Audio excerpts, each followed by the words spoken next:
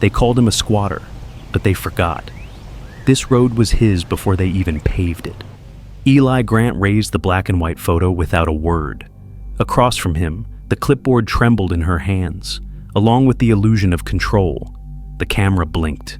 The road stayed quiet, but not for long. He didn't flinch.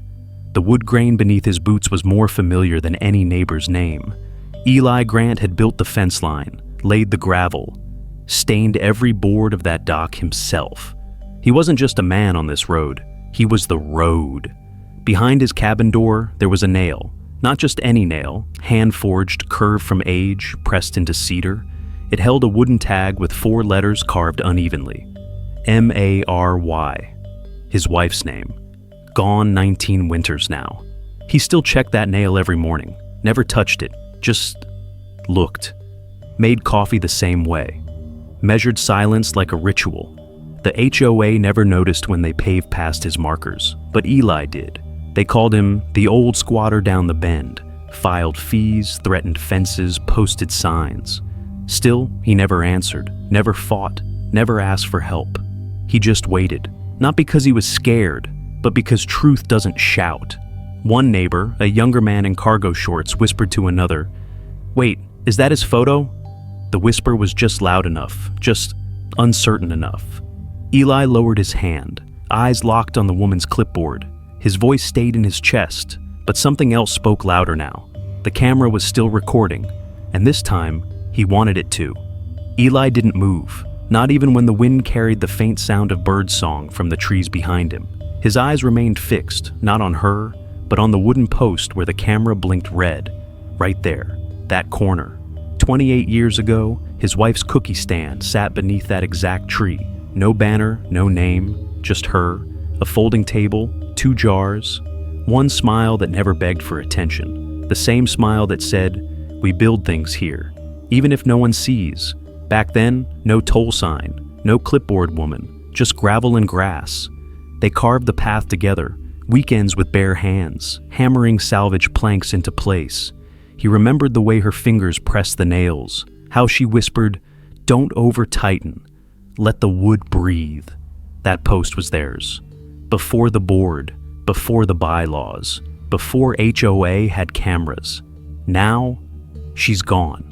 And last fall, that folding chair, the one she used, was found snapped in half, tossed into the HOA cleanup dumpster like rotten plywood. He didn't say a word, didn't fight back. He just stood there, one hand in his pocket, thumb brushing the edge of a small brass pin. Her initials, faded but present. He hadn't worn it in months. Today it was pinned inside his collar, pressed against his neck, like breath. Across the dirt road, the woman with the clipboard finally noticed. She looked at the photo, then at the blinking red light, but Eli never turned his head. He just stared forward, not cold, just steady. Some places don't belong to maps, he thought. They belong to memory. And for the first time since spring, he blinked, slowly. Something had shifted. Eli's boots shifted, just half an inch, enough to catch the edge of fresh gravel near the boundary post. Too clean, too sharp, too recent. He glanced down. The small stones weren't from his side of the line. They were brighter, whiter, like crushed marble. HOA gravel. His eyes moved to the new toll sign, bolted with 4 identical screws, stainless, still gleaming. They'd brought power tools. They'd planned this.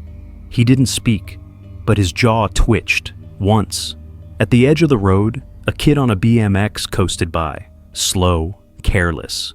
A woman in beige stepped out from the HOA tent, clipboard, Bluetooth headset. She didn't shout, just wrote something down. 30 minutes later, the boy's father drove back, slammed the car door, holding a notice. $100 for a bike. Unauthorized passage. Eli didn't flinch. He'd seen that tone before. Weeks ago, the neighborhood newsletter stopped showing up at his door. He wasn't removed from the list, just forgotten. 3 men he'd known for years now nodded slower, avoided eye contact. One of them, Curtis, used to help him stain the deck. Now, Curtis walked past like they'd never shared a ladder. Last Friday, Eli found a yellow mark painted under his mailbox. No message, no warning, just a yellow X. And the camera. It used to blink red only when someone passed. Now it blinked all the time, even at night. The gravel wasn't the first sign, just the last one. Across the road, the clipboard woman tapped her earpiece, glanced at Eli, then turned away, smiling. But he saw it. That smile didn't land on her lips. It stopped at the corner of her eyes, as if she already knew the vote would pass, as if she believed this road would be taken, quietly, legally, without a fight. Eli lowered his hand, not in surrender, in preparation. Eli stepped back, not in retreat, in measurement. 3 paces from the sign, 2 from the old gravel line. Then he knelt. Out came the small wooden stake, aged oak, hand-carved. He planted it, firm right where the line used to be. A quiet pause.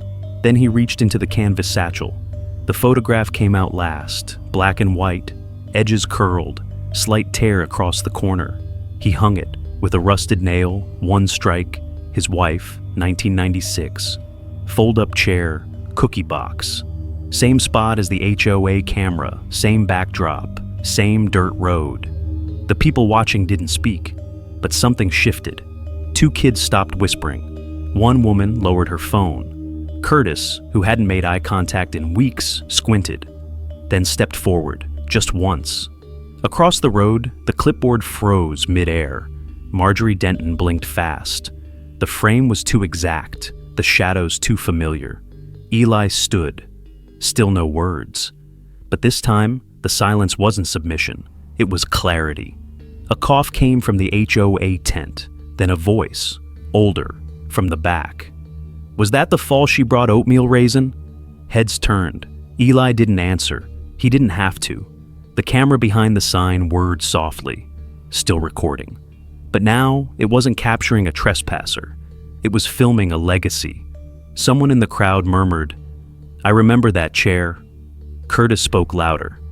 "Didn't Marjorie say she never bought cookies?" The silence cracked. Marjorie's eyes darted, once to the camera, once to Eli. She opened her mouth, then closed it.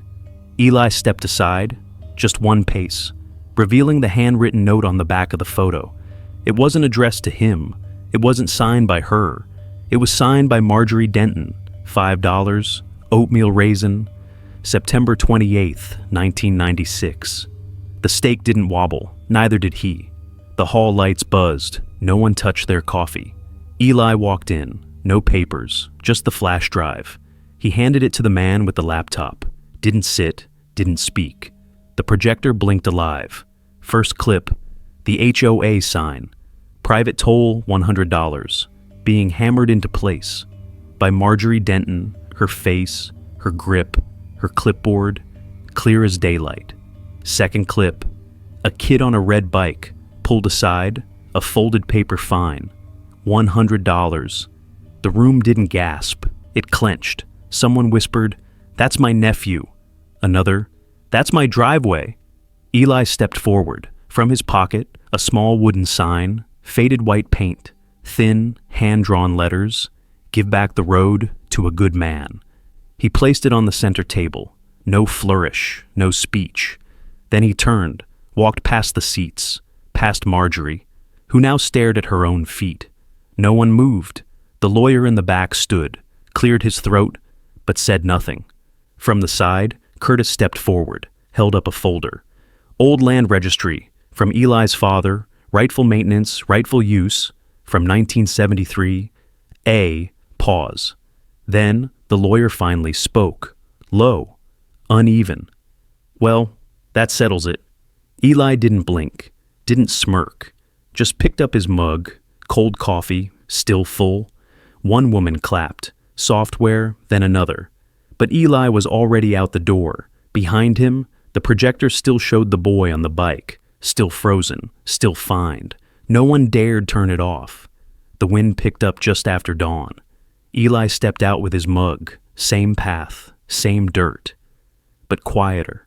The wooden stake was still there, but the photo was gone. In its place, a wooden chair, old, weathered, familiar. He didn't move it, didn't ask who brought it, didn't need to. The seat faced east, where the road curved toward the trees, where she used to wave. Steam rose from his cup. It caught the early light, hung there, then vanished.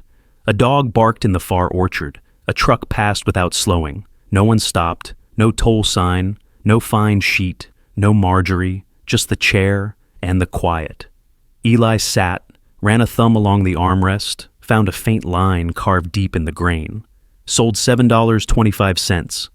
The day they sold out of cookies. She made him count the cash twice. He'd laughed. He didn't laugh now. But he didn't cry either, just lifted the cup, sipped, waited. Behind him, the camera was still mounted, but no red light blinked. No one mentioned the vote. No one filed a claim. No meeting was scheduled. Some things end louder than they start. Others just settle. That chair stayed there 3 days. Then someone moved it under the tree. No one saw who. No one asked. Eli didn't say a word, just nodded once, as if something old had returned to where it always belonged. The road stayed open. The sign stayed down. And after that, no one argued about the line again. Some roads are paved, others are remembered. That one, the dusty path behind Eli's house, was never marked on a map, but everyone knew it. It was built by footsteps, not blueprints. By good hands, not permits. Justice sometimes does not arrive in a courtroom. It shows up quietly, in a chair no one dares to remove. The neighbors never spoke of the vote, but they started waving again when they passed his gate. No words were exchanged, only nods, a shared understanding. Eli never looked for recognition. He only looked for balance, like the level bubble in a carpenter's tool, centered, still, silent. His wife once told him, "We don't own the land, we just leave our kindness in it." The chair stayed under the tree for a season. The sign never went back up, and the camera rusted without protest. Some fights don't end in victory, they just stop being necessary. And sometimes, the most powerful thing a person can do is stand still long enough for truth to arrive on its own.